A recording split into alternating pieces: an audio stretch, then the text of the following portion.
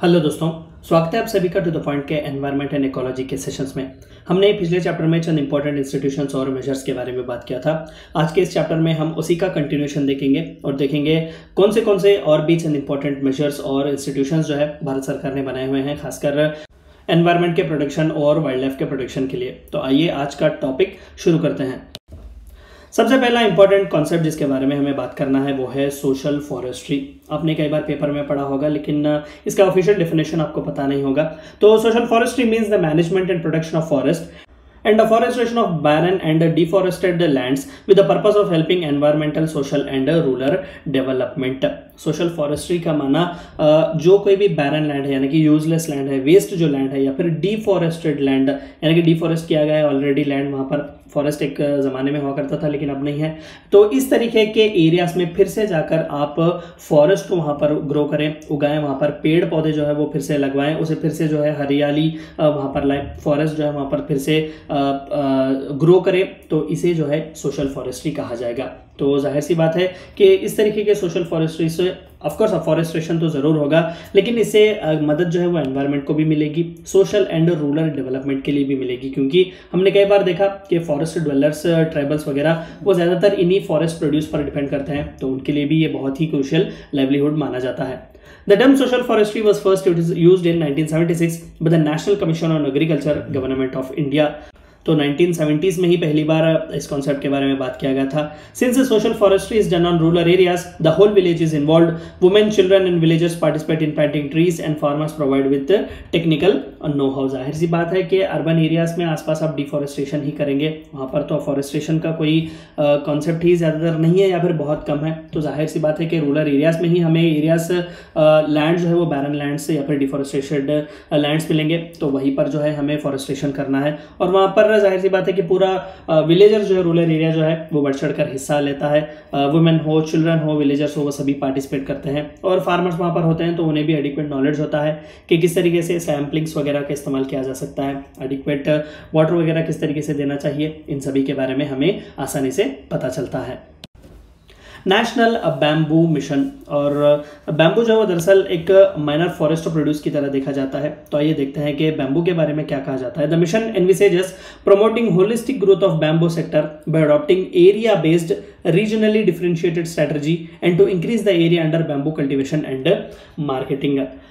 दरअसल ब्रिटिश के ज़माने में 1927 उस टाइम फ्रेम में फॉरेस्ट लॉस जो है, फॉरेस्ट एक्ट जो है वो पास किए गए थे। तो इसके तहत बैम्बू को जो है वो ट्री की तरह बनाया गया था, यानी कि उसे एक प्रोटेक्टेड प्लांट की तरह या फिर प्रोटेक्टेड ट्री की तरह जो है वो दिखाया गया था। लेकिन recently prime minister Narendra Modi की लीडरशिप में जो है इसे वहाँ से उस नाम को जो है डिशेड्यूल किया गया था, यानी कि ये अब जो है ये किसी भी तरीके का एक प्रोटेक्टेड प्लांट या फिर प्रोटेक्टेड ट्री नहीं है, जहाँ पर आप इसे कल्टिवेट करने पर, खासकर प्राइवेट लैंड्स पर कल्टिवेट करने पर को जो है अरेस्ट वगैरह किया जाएगा। तो जाहिर सी बात है कि बैम्बू के बहुत से इंपॉर्टेंट बेनिफिट्स हैं, तो इस बेनिफिट्स को जो है आसानी से रीप कर सकें और एक अच्छे खासे तादाद में बैम्बू का प्रोडक्शन हो, ताकि इंडिया जो है एक्सपोर्ट भी जो है वो सेल्फ सफिशिएंसी से कर सके। तो यही एक स्ट्रेटजी थी जिसके तहत नेशनल बैम्बू मिशन जो है लॉन्च किया गया था।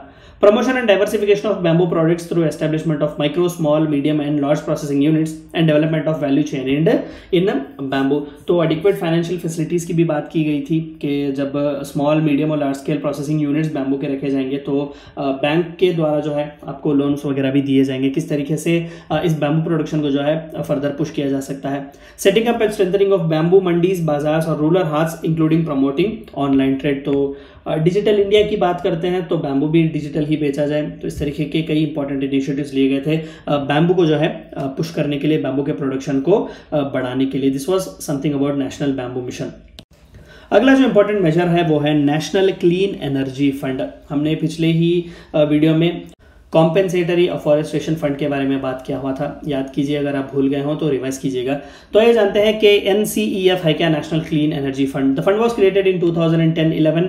The fund has been created out of cess on coal produced imported under the polluters pay principle. जो कोई भी माइनर्स वगैरह होते हैं, कोल का जो प्रोडक्शन चलता है वो स्पेसिफिकली सेस देते हैं, यानी कि एडिशनल टैक्सेस जो है वो पे करते हैं। पोल्यूटर्स पे प्रिंसिपल कहा जाता है, यानी कि जो पोल्यूट कर रहा है एनवायरनमेंट को माइनिंग वगैरह की एक्टिविटी से, अलग अलग एक्टिविटी से, तो उससे जो है ज़्यादा पैसा वसूला जाएगा। तो इसके तहत जो है जो कोई भी एडिशनल सेस आता था इन कोल प्रोडक्शन से, इंपोर्ट्स वगैरह से, जो कोई भी कोल वगैरह इंपोर्ट करते थे तो उन पर एडिशनल सेस जो है वो लगाया जाता था, और ये सेस जो है नेशनल क्लीन एनर्जी फंड में जो है जमा किया जाता था फॉर फंडिंग। और ये फंड किस लिए इस्तेमाल किया जाता था? For funding research and innovative projects in clean energy technologies.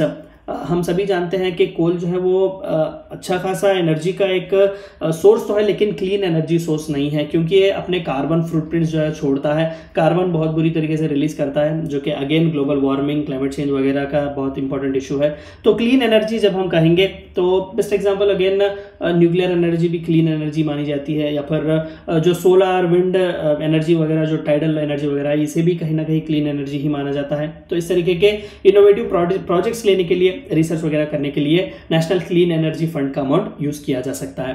Of public sectors और private sector entities up to the extent of 40% of the total project cost. अगर किसी भी पब्लिक सेक्टर या फिर प्राइवेट सेक्टर एंटिटी ने undertake किया हुआ इस तरीके का क्लीन एनर्जी का प्रोडक्शन या फिर क्लीन एनर्जी का प्रोजेक्ट, तो वहां पर 40% ऑफ द जितना भी कॉस्ट होगा उस प्रोजेक्ट का, वो कॉस्ट जो है भारत सरकार ही बेयर करेगी, and that amount is paid from national clean energy fund. Any project or scheme relating to innovative methods to adapt to clean energy technology and research and development are eligible for funding under National Clean Energy Fund। ऐसा नहीं है कि सिर्फ project रखने पर, अगर आप उस क्लीन एनर्जी को बढ़ाने के लिए, क्लीन एनर्जी पर रिसर्च वगैरह करने के लिए भी जो है अगर आपको फाइनेंशियल सपोर्ट की जरूरत हो, तो आप नेशनल क्लीन एनर्जी फंड से जो है क्लेम कर सकते हैं। और आखिर में national electric mobility mission plan, ये भी अगेन कहीं ना कहीं उस क्लीन एनर्जी की तौर ही है, यानी कि हम जो है ज़्यादातर पेट्रोलियम प्रोडक्ट्स इस्तेमाल करते हैं पेट्रोल वगैरह मोबिलिटी के लिए। कई बार जो है इलेक्ट्रिक स्कूटर्स, इलेक्ट्रिक कार्स की भी हम बात करते हैं कि पोल्यूशन इनसे कम होता है। ये थोड़े बहुत कॉस्टली ज़रूर क्यों ना हो, लेकिन इनसे जो है एनवायरनमेंट पर किसी भी तरीके का या फिर बहुत ही कम एडवर्स जो है इफेक्ट पड़ता है। It was launch by government of India in 2013 to achieve national fuel security by promoting electric and hybrid vehicles. Electric scooters, cars वगैरह जो होते हैं उन्हें पुश करने के लिए, उनका यूसेज बढ़वाने के लिए जो है भारत सरकार ने इस प्लान को लॉन्च किया हुआ था 2013 में, ताकि नेशनल फ्यूल सिक्योरिटी जो है अचीव कर सके। यानी कि पेट्रोल जो है वो आज भी हम इंपोर्ट करते हैं, सेल्फ सफिशिएंसी हमें नहीं है, तो फ्यूल की सिक्योरिटी जो है वो बनाए रखी जाए। और इलेक्ट्रिसिटी ऑफकोर्स हम पैदा कर सकते हैं, तो उस इलेक्ट्रिसिटी का इस्तेमाल करके क्यों ना ट्रांसपोर्टेशन में भी जो है हम इसे इस्तेमाल करें। ये जो है वो थोड़ा बहुत बैकग्राउंड था इस पूरे प्लान का। The target is to achieve sales of 6 to 7 millions in the hybrid and electric vehicle sectors from 2020. The government will provide physical and monetary incentives for this industry। जो कोई भी इस तरीके के आउटलेट्स रखेगा, इस तरीके के प्रोडक्शन हाउसेस, प्लांट्स वगैरह रखेगा, तो उसे भी जो है टैक्स हॉलीडेज वगैरह दिए जाएंगे, उसे फाइनेंशियल सपोर्ट भी दिया जाएगा, इंसेंटिव्स वगैरह भी दिए जाएंगे, जो खासकर इस तरीके के जो प्रोडक्ट्स होते हैं, इलेक्ट्रिक स्कूटर्स, बाइक्स या फिर इलेक्ट्रिक ऑटोज वगैरह भी हम दिल्ली जैसे सिटीज़ में देखते हैं। तो इस तरीके के जो कोई भी आउटलेट्स वगैरह लगेगा उसे मॉनिटरी इंसेंटिव्स भी दिए जाएंगे। It is expected that the crude oil worth rupees 62,000 crores will be saved due to this। अगर इलेक्ट्रिसिटी पर फ्लिप हो जाएंगे तो ऑफकोर्स एनवायरनमेंट के लिए तो ये अच्छा ही है, एनवायरनमेंट पर एडवर्स इफेक्ट नहीं होगा, लेकिन साथ ही साथ हमें 62,000 करोड़ जो है पैसे खर्च करने नहीं पड़ेंगे क्रूड ऑयल पर, जो कि हम इंपोर्ट करते हैं। अगेन उसे रिफाइन करके पेट्रोल जो है वो हम इस्तेमाल करते हैं पेट्रोल डीजल अपनी मोबिलिटी के लिए। Under national electric mobility mission plan, the government has launched fame scheme, that is faster adaptation and manufacturing of hybrid and electric vehicles scheme, that is fame India scheme. इसके तहत भी जो है आपको incentives दिए जाएंगे अगर आप इस तरीके के आउटलेट्स खोलेंगे, अगर आप इलेक्ट्रिक मोबिलिटी की ओर जो है पुश करने के लिए काम करेंगे, प्रोडक्शन यूनिट्स वगैरह रखेंगे, या फिर आप चार्जिंग जो यूनिट्स, पोर्टल्स वगैरह जो होते हैं, जहां कहीं पर भी इलेक्ट्रिक मोबिलिटी के इस्तेमाल पड़े, अगर आप उस तरीके के आउटलेट्स वगैरह भी खोलते हैं तो आपको सेंट्रल गवर्नमेंट से जो है इस फेम स्कीम के तहत सपोर्ट मिलेगा, मॉनिटरी इंसेंटिव्स वगैरह भी मिलेंगी।